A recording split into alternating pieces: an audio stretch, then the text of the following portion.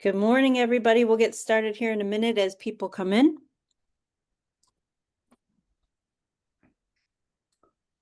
They're coming in from the highways, the byways, the mountains and the valleys Right. to join us. All over the place. We're going to have a nice large group today. We are. We're already up in the 70s. Wow. So I think we should hold questions to the end. Okay.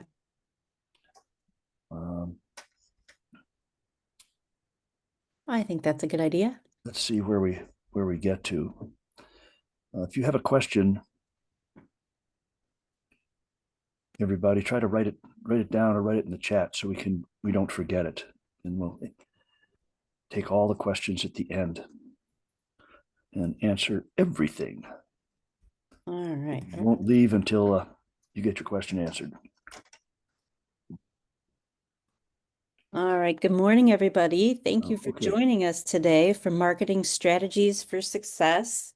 This is Al Morrison. He's going to be giving the presentation today. My name is Laura. I'm in the background. I'm helping keep track of all your questions and to help him get them all answered. You will receive an email later today or tomorrow morning with the recording as well as this presentation for a reference. As Al said, we're going to have a large group today. So if you could type your questions in the Q&A or the chat, we will answer the questions at the end of the presentation. Sometimes Al answers your questions as he's going through his presentation. So this way it's just a little more organized. People that need to hop off can do so after the presentation. So with that, Al, I will hand it over to you.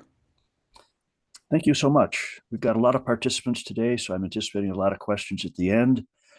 So you're welcome to stick around at the end to listen to the questions, or if you have enough of me, you can sign off whenever. So we're going to talk about marketing this morning, and we may be talking about it from a little different angle than you might have been expecting. But we're going to come to some of the very basics of what's really, really important in any marketing program. Before we do that, let me give you a 2-slide commercial about SCORE. SCORE is a national organization, been around since 1964. We're a resource partner of the SBA, or the Small Business Administration. There's over 10,000 volunteers across the country like myself, and we are volunteers. We don't get paid. And we're spread over about 225 chapters. The Akron chapter serves the 5-county area of Mahoning, Portage, Wayne, Summit, and Medina counties. Most all of the chapters serve multiple counties, so we're spread out pretty well. What we find is that our clients do much better when they have a guide, when they have a mentor, and so they're more successful. And a lot of the businesses that I've seen go out of business had no guide, no mentor, no coaching, no counsel, no assistance. They tried to go it on their own and weren't as successful as they would like to have been. But locally, we have counselors that have experienced. We have about 40 of us here that serve that area. We've served over 5,000 clients since we started in 1965. And as I said, we serve that 5-county area. And we do 2 things. And our mission in doing those 2 things, which is mentoring and education, is to help small business communities thrive. We do it through mentoring, one-on-one mentoring, which is confidential and free, and education like a webinar like we're on today. And our vision long-term is that every person has the support necessary. Every person, every business has the support they need to thrive. And so we haven't got there yet. That's our vision. It's very aspirational, but someday we may. But we'll keep trying until we get as close as we can to every person, every business that wants our help, has our help. So what's the difference between marketing and sales? And there is a very fundamental difference, because sales is where you present the product to the customer. Marketing is what brings the customer to you. So if you go to the customer, knock on their door, that's sales. If they come to you, And call your phone, call your website, whatever, that's marketing. That's what brings them to you. All marketing starts with a customer. All great marketing starts with what does the customer need? How can we serve that customer? Every good marketing program that embraces that concept does extremely well. Because marketing is find out what the customer wants and then tell them about it. It's just that simple. But lest you think it's too simple, please remember that nobody buys a thing because they want that thing. You say, my goodness, why do they buy it? Well, customers are very self-centered. They have the money, they have the need. They buy things for what it does for them. So I don't necessarily buy a watch because I want a watch. I buy a watch because I want to know what time it is. When I buy new tires, I don't necessarily want tires. I want my car to run smoothly. I want good gas mileage. And so people buy things for what it does for them, not for the thing itself. That's an important thing in developing any marketing message. And even the big guys get it wrong. They tell me all about the product, all the ins and outs and corners. And I said, yeah, but what does it do for me? Why should I buy it from you? So that's an important part of thinking about your marketing program and your marketing messaging. Let's do one more thing. Let's talk about the buying cycle. What is the anatomy of a buying cycle? So put yourself in the shoes of your customer for a minute. Let's say your customer is happy. That's where everything starts. Customers are happy. Everything's fine. I don't need anything. I'm doing just great. So they're not going to buy anything from you at this point in the buying life cycle because they're happy. They don't need anything. But with everything in life, things change.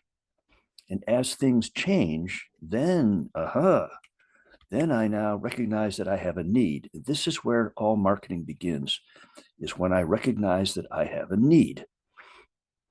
So I'm late for a meeting. And I said, boy, if I knew what time it was, I might not be late for the meeting. So I buy a watch or I look at my cell phone, or I'm doing fine, but I get a flat tire and I look at my tires and there's no tread left. I said, uh-oh. That certainly changed since the 5 years ago when I put new tires on. So now I have a need. And it's that recognition of need where people start searching for alternatives. This is where your marketing message becomes really, really important. The message itself becomes important. However the customer finds you, however you get that message to the customer, when they're searching for alternatives, this is what's important. Because the first thing they want to know is, why should I buy that product from you? Why you? Why your product? Why your service? So let's take the tires. Maybe I'm not doing so well financially, so I'm looking for inexpensive tires with decent life on them. So if you tell me these are great tires, they're 80,000-mile tires, and they're a brand name tire, and boy, they last forever. They're great tires. And I said, yeah, but they sound like they're too expensive for me because I'm looking for an inexpensive tire. If your marketing message says these are good, solid replacement tires, give you good life, but they're not all that expensive. That's what I'm looking for. So again, as I've described that in my marketing message, at no point did I say anything about the tire. I talked about what it does for the customer. So once the customer understands why they should buy it from you, then they care how you're going to do that. How are you going to meet my need? And you're going to do it with inexpensive steel belted tires and so forth. So that's what they care about after they've decided to buy it. How are you going to do that? And then last but not least, who are you? I've seen many, many websites that get that message backwards. The first thing they want to tell me is all about them and their business and their product and their service and how long they've been around. I don't care because it's not answering the question, why should I buy from you? Don't make me figure it out. So if you've been in business 10 years, so what? Does that get me a least expensive tire? I don't know. So don't make me figure it out. This is a very important in your marketing plan, your marketing message, your marketing placement. Remember what's going on in the head of the customer so that you can meet that customer's need. They're happy, something changes. Uh-oh, I've got a need. Now I go look for alternatives. Now I'm searching the web and I'm looking at different websites. If the website says I'm in business 10 years, yep, it doesn't help me understand why I should buy from you.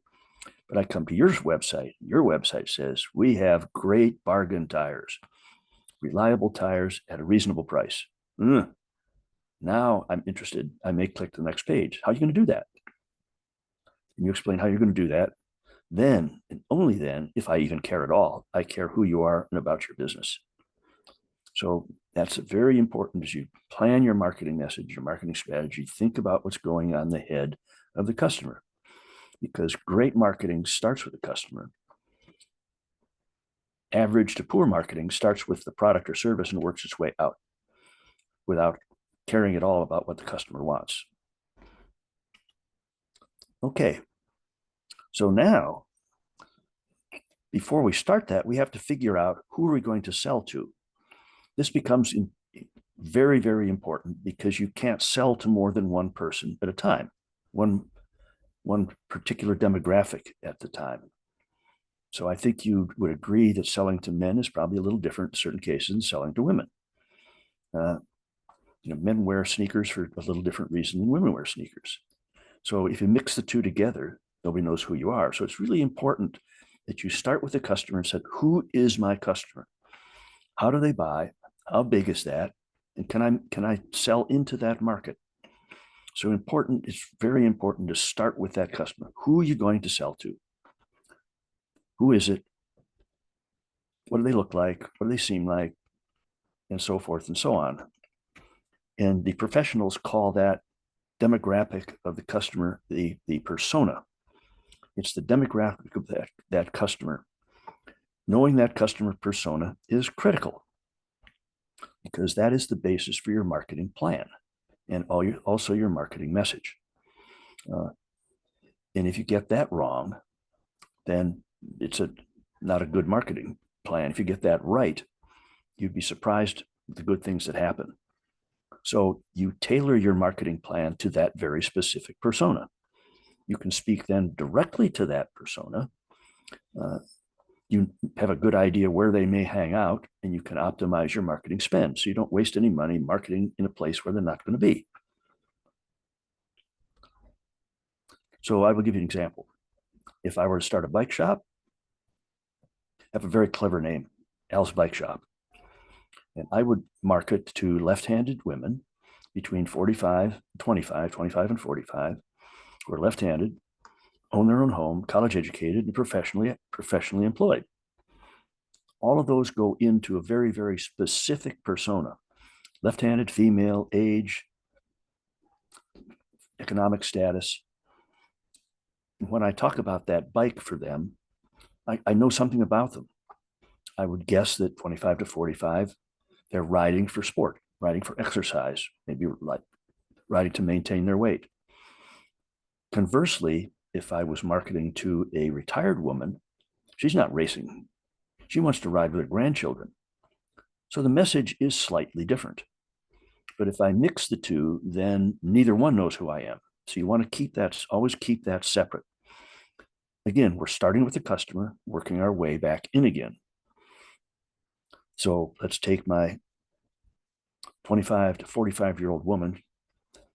When I talk about my bike, I'm going to talk about how it lets you ride fast, comfortably, safely for long periods of time. That woman is probably going to say, yeah, I certainly would like to explore that. Notice in those 4 words, I didn't say anything about the bike. And so the next question that buyer might ask is, well, how are you going to do that? Well, I can talk about the bike then, that it's lightweight. It's lightweight because it has carbon composite. You can ride a long time because it's ergonomically designed to fit a woman. So what we're doing is speaking directly to that customer with our marketing message. And so wherever that woman finds us, she's going to find that marketing message because it speaks directly to her. Very important, right? So let's step back a little bit and said, in our marketing, we need to talk about the product, its price, the promotion, and where it's going to be. Where's the place? The 4 Ps. When I talk about the product, we talk about the unique features: comfortable, safe, durable, ride a long time, ride fast. Talk about the value to the customer. What makes it unique to that customer? In other words, answer the question, what does that do for me? Because nobody buys a thing because they want the thing, they want what it does for them. So in the case of the bike, the woman buys it because she wants to compete. She wants exercise. She wants to ride comfortably, safely. That's what it does for her. And when I describe that, what I'm doing is describing very high quality. Come to my store, you can walk out with a bike the next day or the same day, maybe. Rapid delivery, high quality, but not low cost. My bikes are not cheap. That's why I want a professional woman, college educated, who owns her own home. She values quality, values ownership. So as you talk about that total product experience, rapid delivery, high quality, low cost, you can't have all three. You can only have 2 out of the 3. So anybody that tells you it's low cost but high quality can't be true, because you can only get 2 out of 3. So again, it's that when you build that into your marketing plan, your marketing message, and you talk about what it does for the customer, you're starting with the customer and working your way in back to the product. That's how all great marketing is designed. Okay. And again, we're speaking to the idea that people don't buy things, they buy what those things do for them. And we've crafted a message accordingly. Let's talk about price. When you think of any market is shaped exactly like a pyramid. And as you would imagine, the more potential customers you have at the bottom, the lower the price. Walmart, Kmart, Target, they play at that end of the market. As the price goes up, you have fewer and fewer potential customers. Whole Foods be an example of being higher up in the pyramid. If you take the car market, used cars at the bottom, there are more used cars sold in the US than all new cars combined because they're least expensive. They get sold 2, 3, 4, 5 times. At the top of the pyramid are your luxury vehicles, your Lamborghinis, your Bentleys, your Mercedes, your BMWs. A lot fewer customers, a lot higher price. So it's important in your marketing, decide where the price is. Price is not a financial function. It's a marketing tool. It helps you define the quality, the service of your product, and then you design your product accordingly. And again, you can't be in 2 places at once. You have to pick a place. So how might this work? Let's talk about Ann and Bob. Ann and Bob are twins. They both decide that they want to get into the grass cutting business, but they think very, very differently about their businesses. So they have very, very, very different business models. One is Ann. She's a little older, so she has one view. Bob, he's a little younger. Both born about within a couple of minutes of each other. They're twins, but they think very differently about their business. But interestingly enough, in the final analysis, they both make about the same amount of money, just in a very, very different way.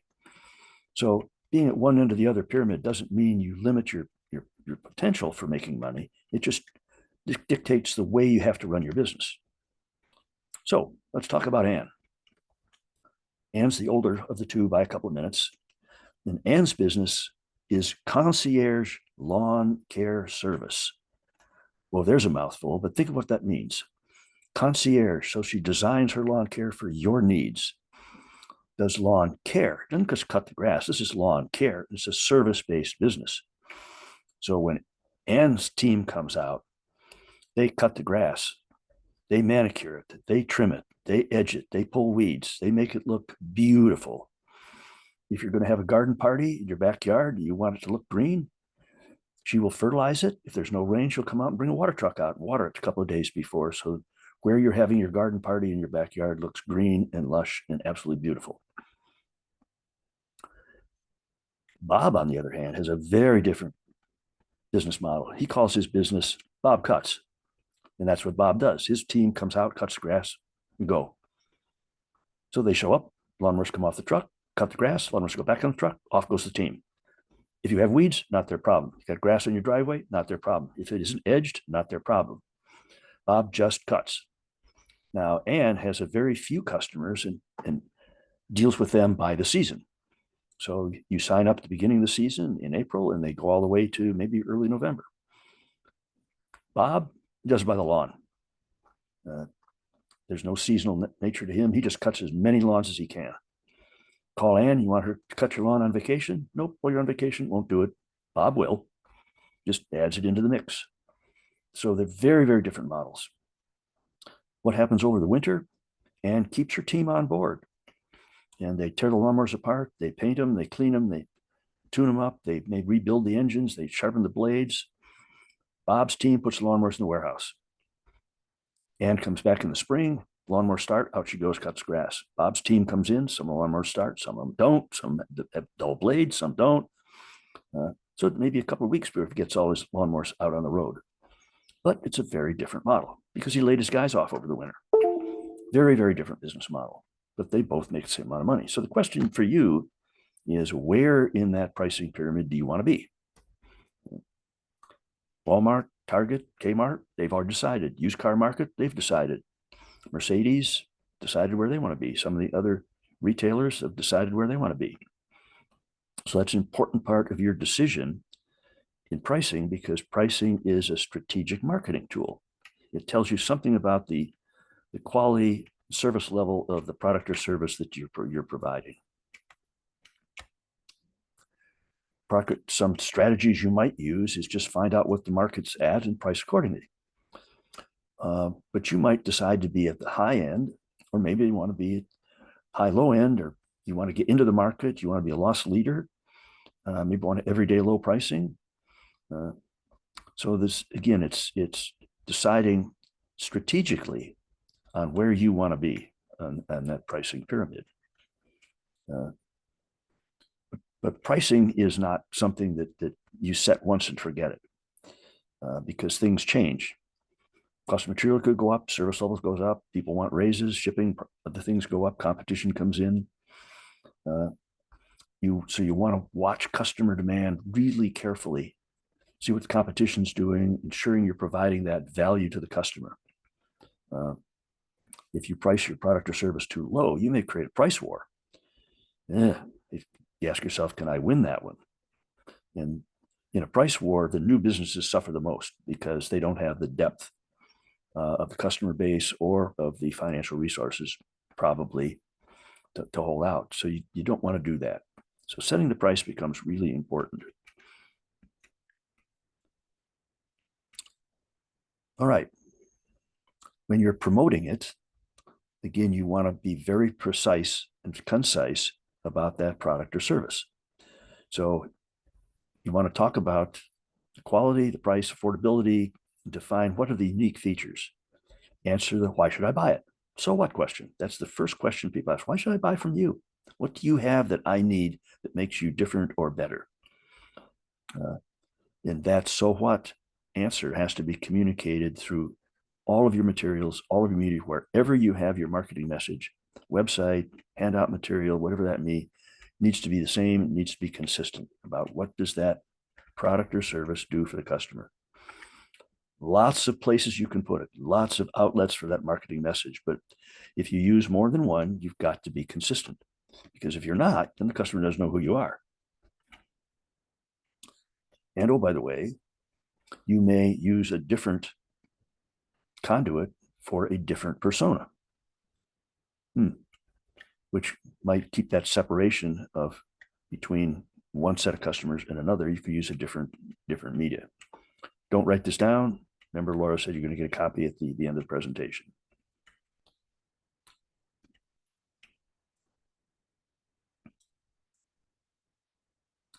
In your collateral material or the material you use, make sure it has a professional image. make sure you know what your budget is. Don't overspend at this point. And please don't copy copyrighted materials from the web and use them as your own. That's one sure way to get in big trouble. But the consistency of the message is important, and consistency of look, because that begins slowly but surely to begin to build your brand. So however you're marketing it, whichever channel you're using, whatever media you're using, make sure that it's consistent. And social media is today a very important thing, but it's something to decide how you want to fit that into your marketing plan, because boy, social media is very crowded today. Everybody's out there today. Customers are what it's all about. Remember, everything starts with the customer. Customers are your most important asset. However, not all customers are equal. So a big mistake a new business will make is presume all customers are equal, all revenue is good revenue, and that is not the case. Because repeat customers, because they come back to you time after time, they're gold. Those you want to love and nurture and take care of, because it costs you nothing in marketing to have them come back to you. Referral customers are silver, because somebody said, you're a good person, you're a good business to do business with. So they come to you predisposed to buy from you. So they're yours to lose. So treat them, again, with the greatest amount of service, because they can go somewhere else, but they're there with you right now because somebody said you could do the job, whatever it was. So make sure you nurture them and keep them. Walk-in customers, people that call you on the phone, people that check out your website, they're copper, because they came to you. They came to you because you answered the question, why should I buy from you? And you answered that question and said, okay, let's talk. A customer that calls in and says, how much is your product? Not so much. That necessarily isn't a great customer to have, because they're just shopping you. They're looking for the low price. And last, customer experience, I believe, in today's economy is one of the major differentiators between you and anybody else. It's that experience they have. Think about it. You've been to a great restaurant, had great food, the service was terrible. You going to go back?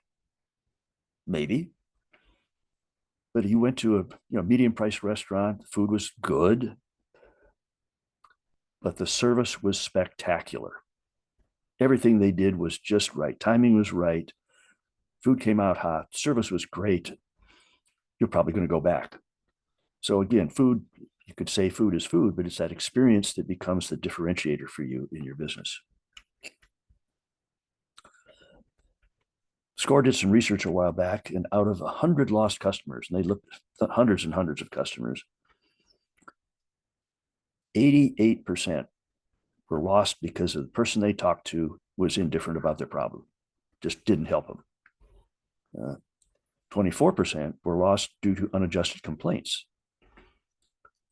Don't let your customers be part of this statistic, because if they come and complain, this is a great way to find out what went wrong and fix it. So 92% of customers that were lost were salvageable. We could have saved them, but didn't. So as you think about your business, customers that you lose, shame on you. Remember, because repeat customers are gold, and you want them to come back time and time again. So if they've got an issue, fix it. It can't be that hard. Even cost you a little bit of money. You might be surprised what that does for you. Okay. Because the experience for customers is so important, it's a vital role in your total business and marketing program. Ho, you said customer service is part of my marketing plan? Absolutely. The customer comes to you, they're yours to lose. Don't lose them because you didn't take care of them. Know what makes your product or service special. And remember, customer service is a marketing tool. It's not a thing you turn over to the marketing department or somebody else. It's a strategic part of your business and very critical. It's all about the experience. So use that all very wisely. Employees are the people on the front line. If it's not you, it's somebody else, and make sure that they know how important customer service is. Make that customer feel important and appreciated. Make sure they're taking care of them, finding out what they want, and meeting that need. And if you have employees, make sure you're always making sure that they are customer service driven, that that's part of what you expect of them and the culture of your business. The 10 Commandments of Good Business, I'm going to let you read it when you get the slides. So we look at today's marketplace. Competition is just unparalleled. Everybody can almost be in just about any business today, and the competition is huge. Markets are very, very crowded. You go to the internet, it's a very crowded market for just about any product or service.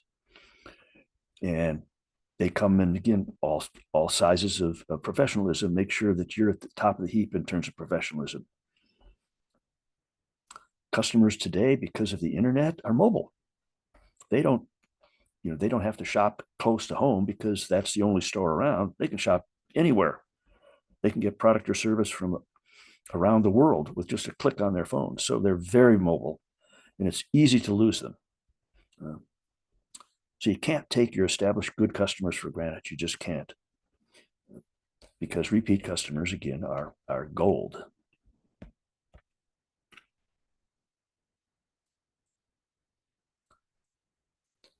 So let me summarize, and we'll open up for questions.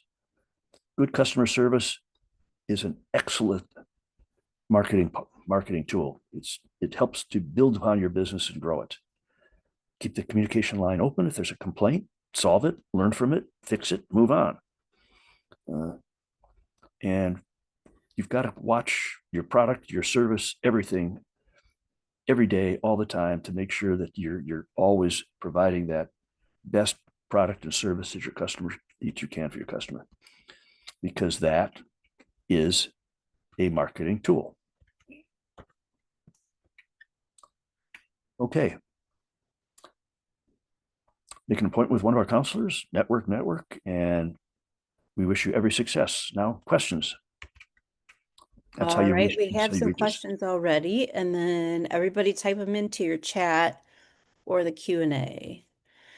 First question, where do you begin to do marketing research? Local library. You would be amazed at the amount of information about customers, demographics, location is available at your local library. Most libraries employ a research librarian. And that person will, again, direct you to resources they have or other resources. It's just a great place. Horribly underutilized. We don't think of the library as a place to do research. We think of the library as a place to check out books. You can do that, but you would be really surprised how much research material and content your local library has. That's where I would start.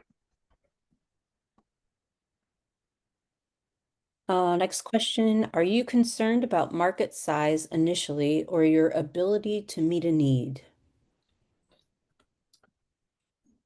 I'm only concerned about market size if everything I think about says it's really, really small, or it's really, really crowded. So if you go to a resort, you can walk down the street of the resort and there's a t-shirt shop on every corner, up and down. There's all kinds of t-shirt shops. Why would you put another t-shirt shop there? I mean, there's clearly not enough tourists to buy all the t-shirts in all those stores. And so I can't for the life of me. So I'd worry about it if it's a really small market or if it's really crowded market. Let's see. How should a business determine its marketing budget?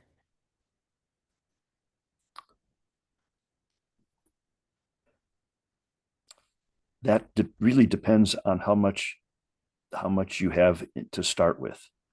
Uh, I would never recommend spending more than about maximum 10% of your revenue on marketing. Now, I'm not sure you can get there when you start up the business. So I think you have to say, how much am I willing to invest in marketing? And pick one channel. Don't try to market through three or four. Pick one, concentrate your marketing in that one channel. If you know your persona, there's a good chance you can reverse engineer it and say, where are they most likely to get their information? And do it as inexpensively as possible.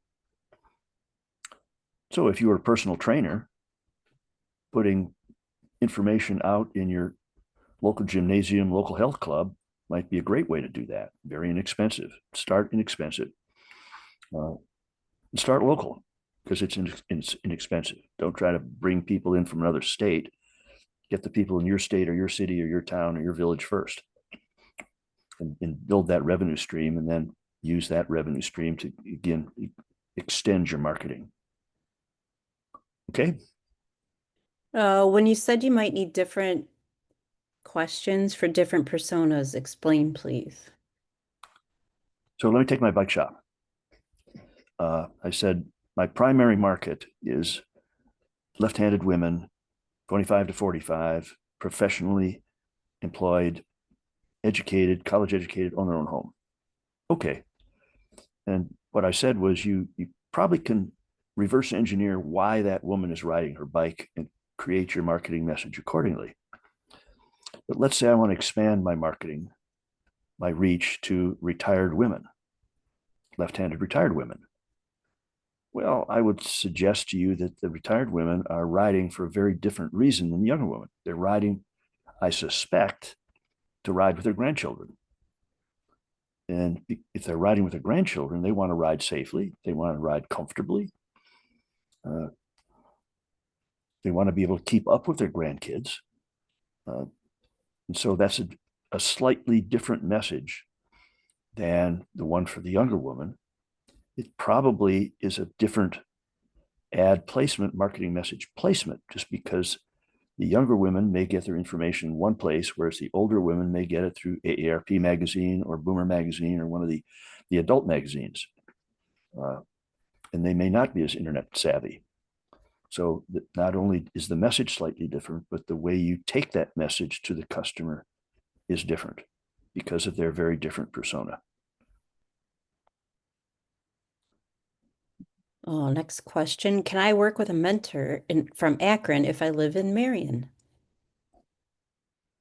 You can work with a mentor wherever you want. What I would do would be go to score.org, and there you will find a tab that says get a mentor. Click on that tab, fill out the application. It's not that hard, it's not that much. But what's included there will be your zip code. And then you will get assigned a mentor that is closest to you by zip code. And so if you ever did want to meet in person, that makes that a lot easier. Although, if you want a particular mentor by name, again, go to score.org and you can search mentors by keywords. So if you said graphic design, you'll find all the mentors in our network that understand graphic design. So you can find one by location by putting your zip code in. You can find one by skill by typing in a couple of keywords, or you can call our office at 330-379-3163, and our very capable Laura will answer that and assign you somebody from the Akron office. So you have 3 ways to do it. All right. What are the best channels or strategies for exclusively business to business marketing? Oh, let's come back to who is the business and what it is you're marketing, because I think that would I think that would make a difference. Are you marketing to consumer retail stores? Are you marketing to manufacturing businesses? Are you marketing to distribution businesses? I think the channels would be different depending on that mix, what you have and where you're going with the product. So I would suggest you get yourself a mentor, ask that very question, get them on the phone, talk with them, and design something that is tailored for specifically your mix of product or service and customer base. All right. How does one compete with AI when the product is original art?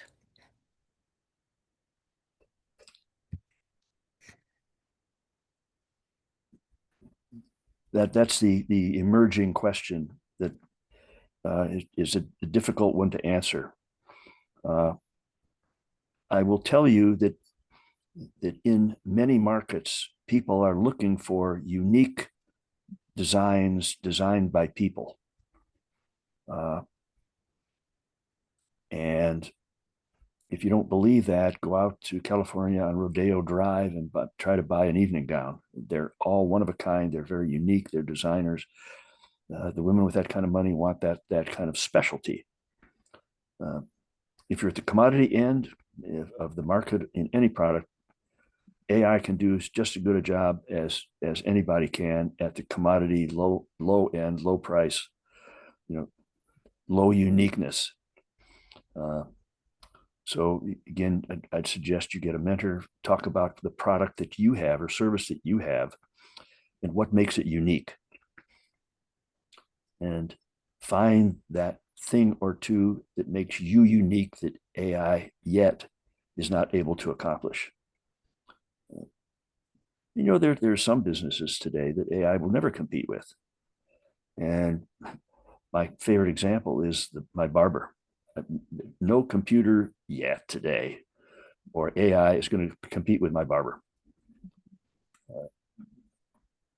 Or the women's hair salon. It's the same thing. A stylist. That's hard for automation to compete with today. So I think we're years and years away from that. Somebody suggested keep your art offline and focus on high-end buyers. Number your art and price it high. Agreed. How do you sell birthday cards, literate writing contests, and books? Say that again, please. The question is, how do you sell birthday cards, literate writing contests, and books? That's again a very, very crowded market because I can go down to my grocery store and buy things like that. So you need to find what it is that makes you unique. You might even find that selling those products through Amazon might be a good way to get a broad distribution. But I again want to talk with the mentor to understand what the uniqueness of your product is. All right. I have a luxury travel advisory company. So far, all customers have been referrals. I want to start marketing as well, but I need to keep my customers and service to a 4 to 5 star level and not just people who want to go to the beach for the weekend. How do I market that without sounding snobbish? Well, you start with who are those high-end customers you're trying to attract, and where are they, and how do they get their information? The reason that you're getting referrals is because you obviously do a really high quality job. Referrals are a fantastic way to market your business. You might consider some kind of a referral reward program, or experiment with it and see if that brings you any more customers. But it sounds like you have such a high quality service that everybody that uses it just raves about it and brings you referrals. So again, I would try not to dilute that. As you said, you don't want the person that wants to spend the weekend at the beach. and spending as little money as possible, or kids going on spring break. That says if you do have a marketing program, you need to be really careful when the phone rings or they walk in the front door, they come to your website, that you screen them pretty carefully before you make an investment in them.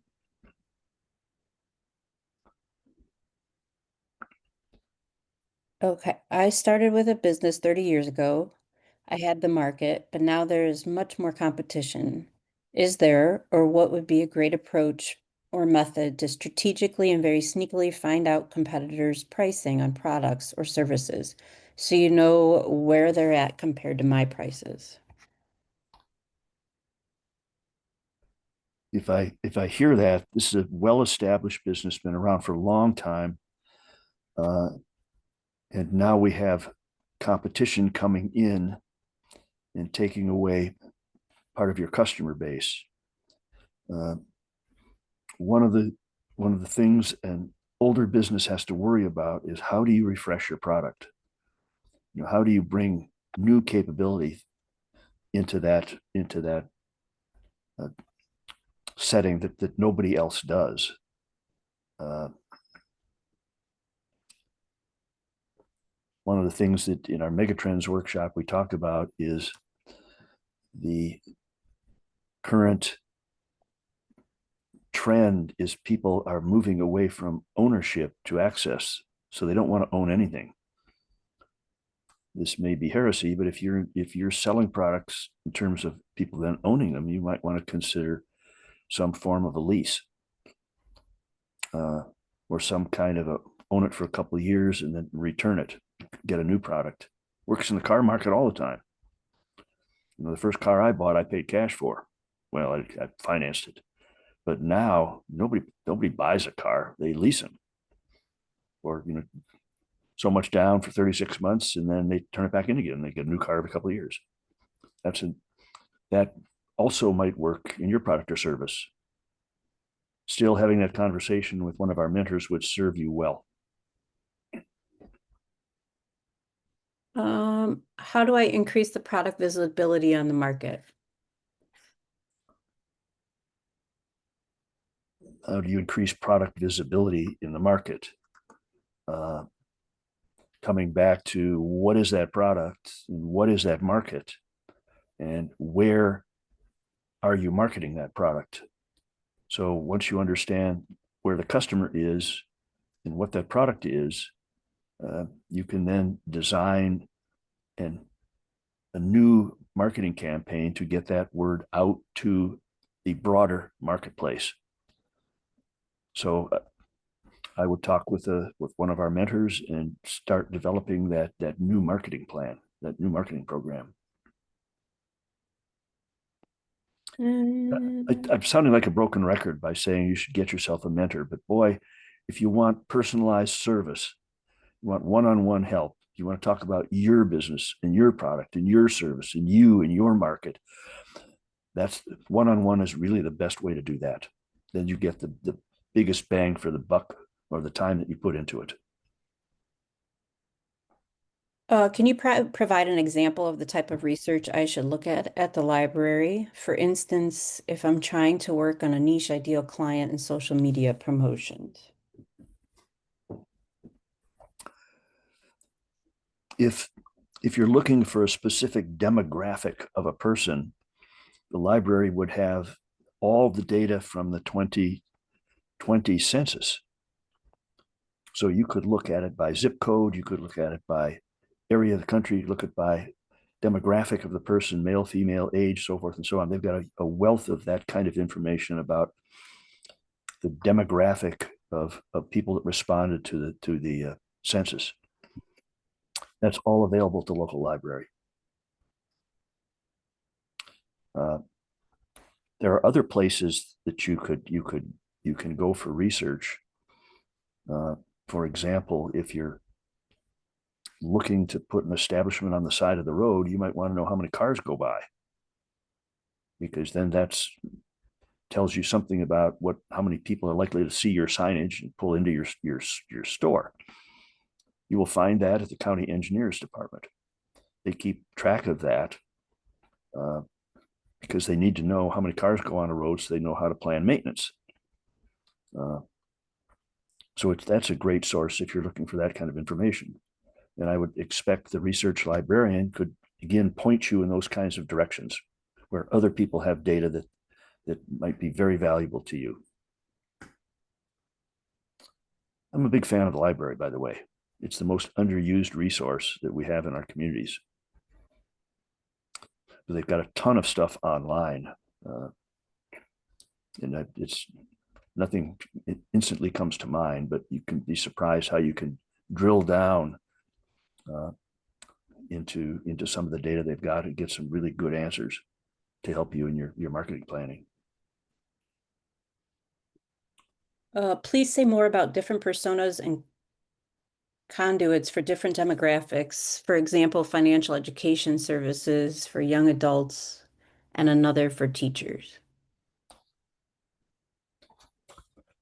Well, you know a lot about teachers and where they hang out, and you know a lot about what they probably are going to need in terms of financial literacy.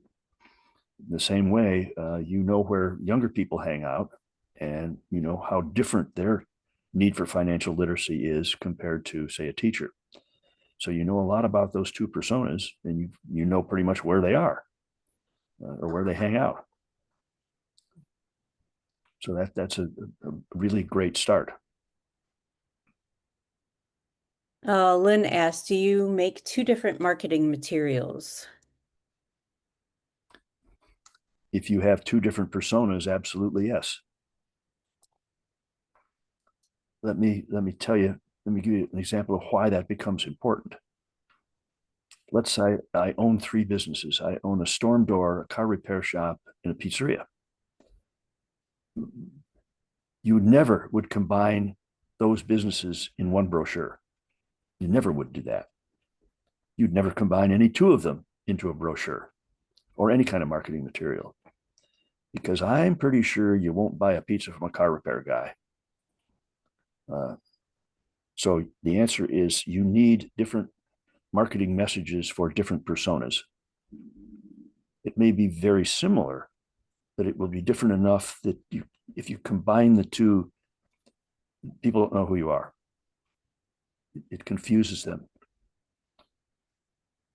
And the more specific your message is about why they should buy from you, the more likely they are to buy from you. Duh. If you combine those two in the same message, it clouds the message ever so slightly. Or maybe it clouds it a lot, depending on how different they are. And then it confuses the customer. Customers today have no patience. So if it doesn't smack them between the eyes in the first 5 seconds or 10 seconds that they look at it, whether it's in print or on the web or the internet, wherever it may be, if it doesn't smack them between the eyes right away, they're gone. So you want to make sure that you don't get eliminated from their 10 seconds because you said something that didn't make sense to them. When is it best to take on multiple personas? We started with focus on one persona, however, we'll grow and find new customers. I think what you said is, should you focus on one persona? And the answer is absolutely yes. Put all your energy into that one that you think has the best chance of success. And fundamentally, there's only one of you. So if you put 100% of your energy into one, you're more likely to get success than if you put 50% into two or a third into three, because you're not going to get the penetration you're looking for. So I would start with one, make that work, learn how to make it work. Then you can take that learning and transfer it to the second persona. All right, Erica wants to know if it'd be possible for you to mentor her. She says she truly values your experience and insight. And then she also has a question. As a motivational speaker, I'm exploring ways to introduce new offers. In your opinion, what's the best approach? Should I start by doing a poll to gauge interest or offer a free 1-hour session to test the waters?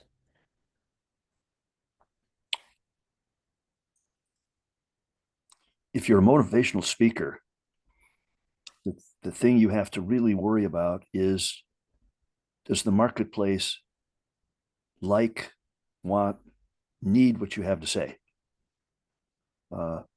And I don't know the answer to that. Nobody has the answer to that. The marketplace does. So I would certainly test market it. I might not even do an hour. I might do a much shorter one. All organizations that you'll find, Rotary, Boys and Girls Clubs, are always looking for speakers, always looking for speakers. But usually they want shorter meetings, so they want 15, 20 minutes or so. So I would design my motivational speech in about 15 or 20 minutes, and then I would offer it to local organizations. It's easy for me to get there. They're local. I can test market it. I would design an after presentation questionnaire to give you insight into whether they liked it or not. The marketplace is a funny place because I've been doing this for a long time and I cannot guess what the marketplace likes, wants, needs. I can't. I've had lots of my clients, we think it's a pretty good idea. It seems to make a lot of sense. Marketplace doesn't like it. We've had other things that are surprising about the marketplace reaction. It's not anything that we imagined. So you need to test that. And that's a page out of any large company's book. They will always have a prototype and they will always test. Well, they don't always, but they should. And the successful ones do test market it. And they learn. Probably nobody knows that McDonald's years and years ago tried selling pizza. It's fast food, right? Stays warm. You can make, pepperoni, cheese, maybe 2 or 3 different kinds. You put a little box, it keeps warm for quite a while. Walk up to the window, get your pizza, drive through, get your pizza. Thought it was a really good idea. Not, nobody goes to McDonald's for pizza. There's so many other options. Pizza Hut, Papa John's, there's zillions of places, Little Caesars, pizza. That it just didn't work. If they had not test marketed it, they would not know that. The other advantage of test marketing is maybe you'll learn that if you tweak your product or service just ever so slightly, it'll have a much greater impact. So for our motivational speaker, if you have a survey afterwards and the price of admission for the organization, so you'll come and speak for free, is they have to fill out the questionnaire. And they might uncover some things you never thought of that you would find that the marketplace really would embrace. So that's a kind of a long way of saying that before you come out with a product, I would always recommend you test market it. Even a little bit, do it inexpensively. There's a lot of ways to do market research inexpensively. Okay, how are we doing, Laura? Oh, we have so many more questions to go. Oh boy. Okay, let's go. Okay, what strategy would you recommend for marketing a small construction business that wants to expand its reach and attract more customers?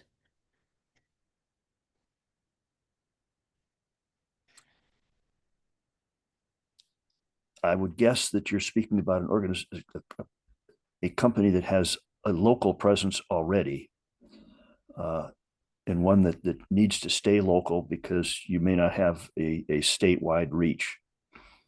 So that says you'd want to do things like find the local TV station if you can. You'd want to do very specific internet marketing based on the zip codes that you're there.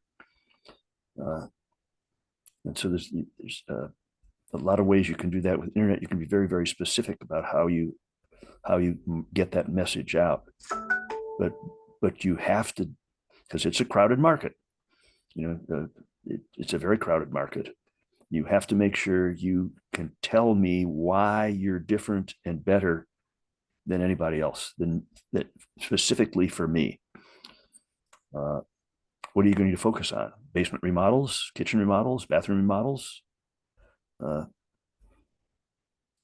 the more specific you can be about what you can do and why you're better, the more likely you are to attract your customers. Think about, take yourselves, and when you think about yourselves, you want to buy from somebody that meets your specific need and is better than anybody else at meeting that specific need. That's what I want to buy from. Right?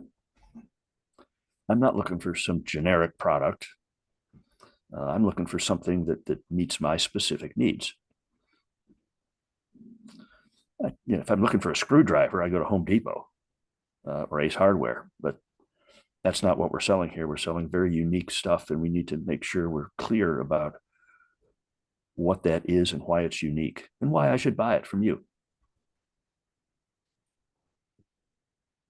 In regards to business, um, marketing to manufacturing businesses, if you're a machining service, buyers are usually either purchasers or engineers at manufacturing companies. Manufacturing companies typically buy through their buyer organizations, which means that sounds like a lot of knocking on doors to meet that particular buyer in the manufacturing company.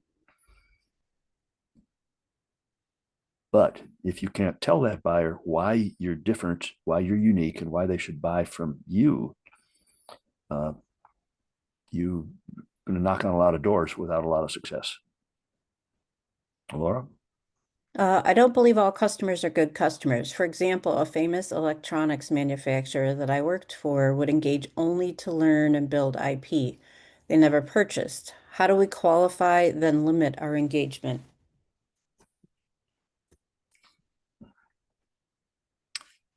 When you're qualifying a buyer, uh, design in your mind what is important to you in a buyer. So, for example, if you really want repeat customers, then when the phone rings or they knock on your door, if that's one of the most important things, you can talk about what they've done and how often they do it and so forth and so on. If relationships with that customer is important, are they the kind of person you can work with and work for? Or are they really, really demanding and they change their mind all the time? So first sit and decide what's important to you in a customer. Then you can design a series of questions you can ask to uncover that. And it's really important that you understand what that is. Today, one of my favorite examples is 23andMe. Remember, they're the people you send your DNA in and they tell you what your nearest relatives are and so forth, and maybe match you up with your long lost Uncle George. What 23andMe in its heyday had a market value of about $16 billion. I'm sorry, correct. $6 billion.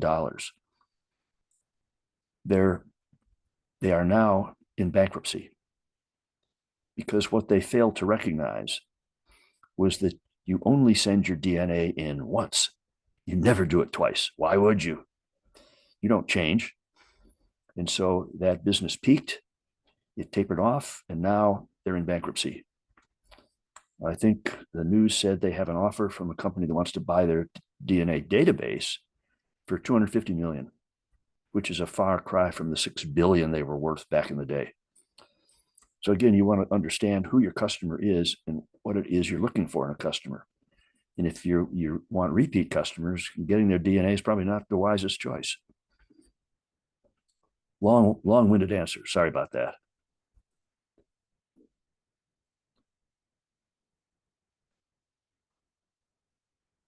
Laura? Sorry. I've been in Okay. business for 16 years. My B2B customers, which are electrical contractors, have provided repeat business. Now that their business has slowed, they're not sending much business my way, so I need to start marketing my business. I have no experience in this area. What's the best way to start? Start with who you think your ideal customer might be based on what you historically have as a service, uh, and start looking for that ideal customer away from the electrical contractors. Uh, that's if you've ever read the book Who Moved My Cheese, that's exactly what's happened. Uh, your marketplace has changed, their marketplace has changed, the customers have changed, everything has changed, driven in no small part by what's going on with COVID.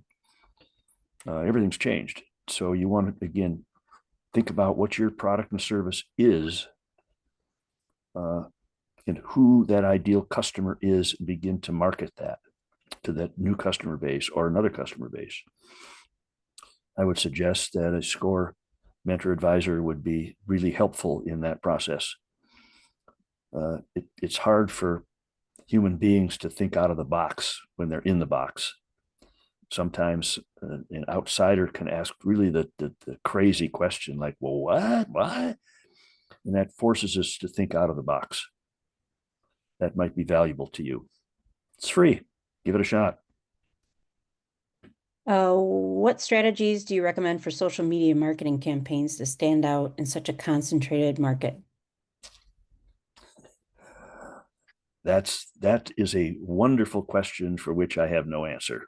Uh, you hit the nail on the head. It's a very, very crowded market.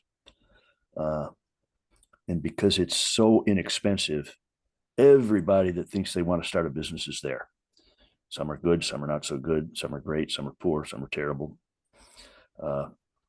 It's very, very difficult to stand out, only because there's so much noise. Uh, it's it's very difficult when there's an incredible amount of noise to be heard above that noise, and shouting doesn't work, because then everybody shouts, and pretty soon nobody can hear anything, or see anything, or read anything. Uh, what would I do? Start by figuring out what makes me unique, because that's the key. What makes me unique? What makes me different? And what makes me better? And begin to market that.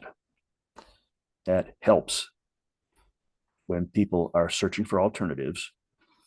When they come to you, they said, "Oh, that's what I want because that's better, bigger, different, slicker, whatever it may be." And that standout marketing of what makes me different, answering the question to the buyer when they get to in that buying cycle, searching for alternatives. When they get to you, they say, "Aha, that's what I'm looking for," as opposed to everybody else that seems pretty generic. And I just keep paging through and paging through and paging through, and I'm after my internet search. When I get to you, when I get to you, if I'm your ideal customer and I pass you by and I'm your ideal customer, something's wrong with your marketing message. So you want to think really hard about that marketing message. Okay, excuse me. How do you figure out where the customer is on a service business that reaches the US? If you start with a persona, uh, there's a good chance the more you know about that person, the more you can figure out where they hang out, what else they do, where they get their information from, uh, and begin to go there. So the more specific that persona is, the more specific you're identifying that customer, and look at all dimensions, gender, age, economic status, education, uh, hobbies, anything you can figure out about that person. The more you have and the more specific you are about that ideal customer, the more likely you are to attract them. I have a boutique real estate agency. Would that word turn people off? Which, say that again, what word? Boutique real estate agency. I don't think it turns you off, it turns anybody off, uh, but it doesn't set you apart. Think about, if you are a boutique, what does that mean to me? See, the word boutique doesn't, it says you're unique. Fine, got it. But how? So you're forcing me to figure out, how are you unique? So I would substitute the word boutique for whatever makes you unique. And I don't know what that is, but if you think about why you use the word boutique, and substitute for the word boutique what makes you different. So, for example, if I have things in my boutique that nobody else has, I would say, instead of use the word boutique, I would say one of a kind products. For example, but again, I don't figure out what makes you unique, and take out the word boutique and put in the word what makes that a boutique unique. I have a publishing consultant business and offer a DIY and a DIW, do it with package.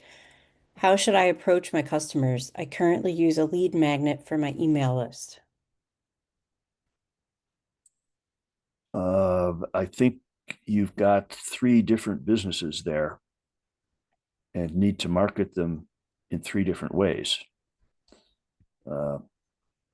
Because the do-it-yourself customer is a very different person than a do-it-with. So if you mix those two marketing messages, I don't know who you are. And if you mix that third one in, now I really don't know who you are. Oh, So she says it's a publishing company info that I omitted from the previous question. The packages show the authors how to produce a professional book via book cover, layout, blurb, keyword placement, etc. it's again, what you're doing is very, very different for each one of them.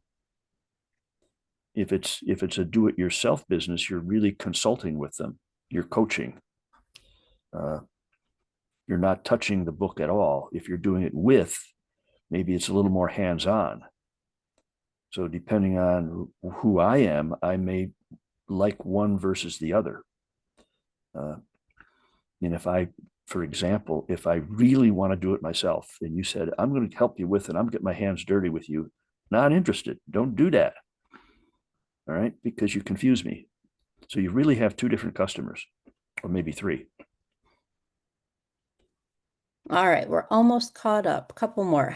I have Okay. a photography and video business. I've never done any marketing, but I'm interested in niching it down to arts and education to move into doing more workshops and forum discussions. What's a good way to reach out to organizations and institutions to move into this space? Is it as simple as reaching out through emailings? I've heard about bidding on jobs. Do you know what that means? Um, Looking for people, I think he means looking for people that want to quote. So I've got a project. I want a video of my building from the outside. I want a video tour of it. And so I called three or four videographers and said, how much to do that? Uh, you can send an email. However, remember that the email space is extremely crowded. And how do you set yourself apart above all that noise? That's difficult to do. If you actually went and knocked on their door, you might immediately differentiate yourself. And even if you only had a minute or two or less with them, and you had a leave behind with examples of your work in, maybe a single page, you might find you'd have more success. In a crowded market, the key is how do you appear different to the buyer? Why are you different? Why are you better? Why are you faster? Why should I buy from you? It's the so what. Uh, and if I get 15 emails from 15 videographers, how do I choose? Unless one of them pops up and it's clearly different. So we're back to differentiation. How do you again tell me why I should buy from you?